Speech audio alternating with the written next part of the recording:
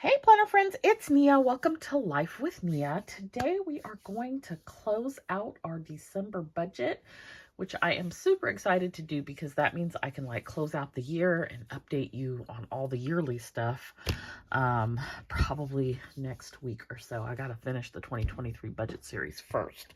So, we will talk about today December income, expenses, cash envelope, sinking funds, savings, debt, and I had some rollover money that I shared. I don't remember, I've recorded 4 videos yesterday. I've recorded so many videos, I don't remember what video it was in. I think it was my last savings video, week 52. So, talk about that as well. So, December. Let's go through, and then the other thing is goals. So let's talk about income in December. What we estimated was $65.04. Where we ended up was $89.16. That was in large part Etsy, which or Studio Bliss Co., which was about close to $3,500.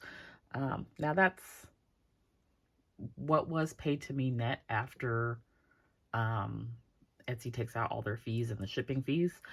But I still had to pay taxes on that. So I set aside 25% of that for taxes. So I didn't see all of that, but December was a very good month. And so was November. I believe December, though, may have been my highest ever, which, I feel like puts me on this trajectory towards the 2023 big revenue goal. So hopefully we can keep that same momentum. Pretty excited about that. But that total income resulted in about $2,400 more than expected. Granted, I would say about close to 1,000 of it went to taxes. So joy, oh joy. Anyway, nothing crazy for expenses this month. Let me just see. The only thing I am not sure about is this dish TV I've kind of shared. I got to figure out what the heck I'm going to do. But I paid my dish bill last month, so it doesn't matter for December. But nothing else going on out of the ordinary for expenses. We had our normal home utilities, debt, fund subscriptions, and the like. So cash envelopes. We did $881 for cash envelopes. Now, I did not have any money left over except for gas. So groceries, eating out, and household are the 3 variable categories where I will roll money over if there's anything left over. I didn't have anything left over for this month. I also did not have any $5 bills this month. So gas, I rolled over $128. I only spent $40 on gas this month. Gas is back down to reasonable prices, and I don't know that I'd consider it reasonable, but versus $7 is reasonable. It's like $3.79, I believe. So I put $40 gas in the car. Other than that, I spent all of the grocery, eating out, and household money. Groceries, we're really trying to see this month, if we can sort of reel it in. I did purchase a butcher box at the end of December. So I guess I did have some expenses. I stocked up on butcher box and Nespresso. So I spent, I believe, $270 on butcher box. I was missing 2 things out of my, side note. I was missing 2 things out of my order. The option is that they will give you a credit for a future order, or they will add the missing items to your next order. I don't like either one of those because that means that you have to continue to be a customer with them, and I paid for something and did not receive it. So I'm a little annoyed, but I opted to take the credit on my next order, which is not until March. That's irritating. I'm very irritated. Anyway, and then Nespresso's supposed to be raising their prices, or they may have already raised their prices on the 1st. So I stocked up on that as well, and that was like 80 something. I forgot about those expenses, but I did have those expenses. So for gas, I rolled over the 128, and that is where those cash envelopes ended up. And then we have our sort of sinking fund cash envelopes. So sinking funds at the beginning of December was $12,131. At the end of December, it was $10,036.96. So we still hit our 10,000. Woohoo! So happy. The areas where I spent money were Black Friday. I used that completely up. There was 0 left. Christmas, I used 100. Home, I think I took 1,100 from that. And then I took $850 from my emergency fund.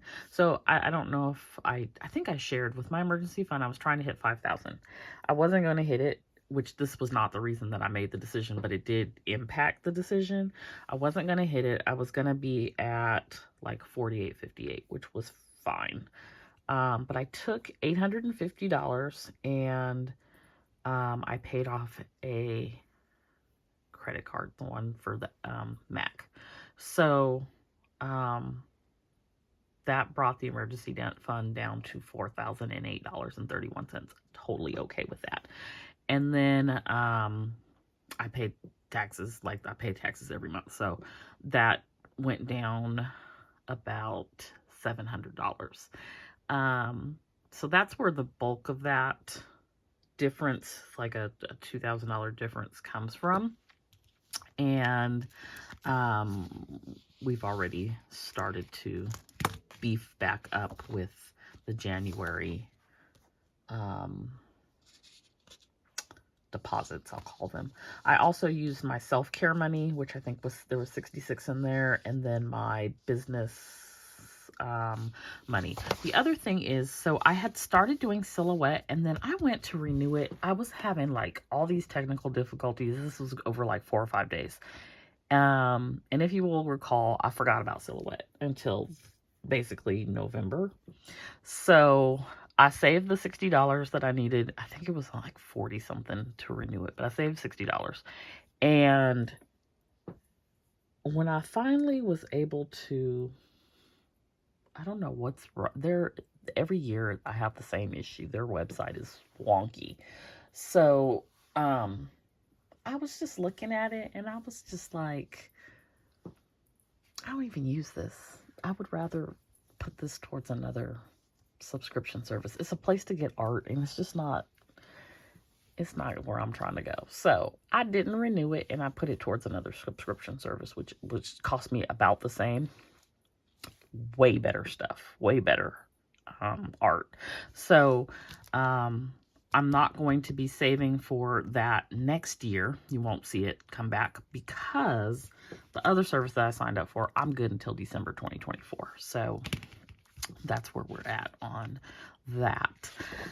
For debt, nothing out of the ordinary going on here either. We started the month at $33,246. We ended at $31,413. So that was down by $18.32. And in large majority, that was because I made that $850 payment. So that completely wiped this out. The reason I chose that one is because I know that I'm not going to use that again. So it's just like, I know I have a spending issue.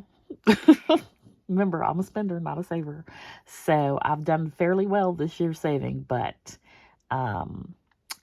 if I had put that money towards Discover, in 2 months, I will have spent another $800 with Discover. So that was a strategic move on my part to actually eliminate some debt for now.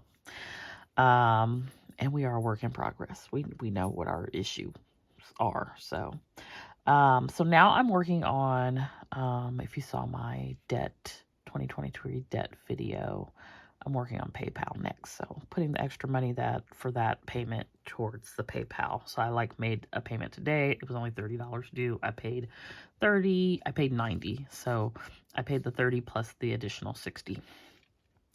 Kind of like in a snowball type of method. So, but in either case, we still ended at $31,413, which was actually the lowest amount that the debt had got down to this year. And paying off that Mac was one of my goals for the debt payoff this year. So that is where that ended up. Going back to the cash envelope. So for the 3 that I roll over, groceries, eating out, and household, I have been putting that money into these envelopes every month, and I counted it last week for week 52 of the Savings Challenge update. There was a total of $81 in here. So that is going to the emergency fund. I've got to pull it out and actually go deposit it in the bank. So $81 was added to is going to be added to my emergency fund. It still wouldn't have made me hit the 5,000. But I felt like I was just looking at all my sinking funds and categories, and a huge part of me was like self-care. But I had enough self-care over Black Friday, so I'm gonna put it to the emergency fund. So $81 going to my emergency fund. Like I said, I did not have any $5 bills this month for the Zero Out challenge. Had a total of $28.15, and then for the year we saved $321.83 to the Zero Out challenge. So that's just like a really awesome and easy challenge. It's a low enough amount that it's not a stretch to make it happen every week, and it really adds up over time. So that is one that I'm definitely going to be doing again next year. And then this month for the Budget Mom Savings Challenge, I saved $74, and that goes to the home fund. So that is where we ended up in December.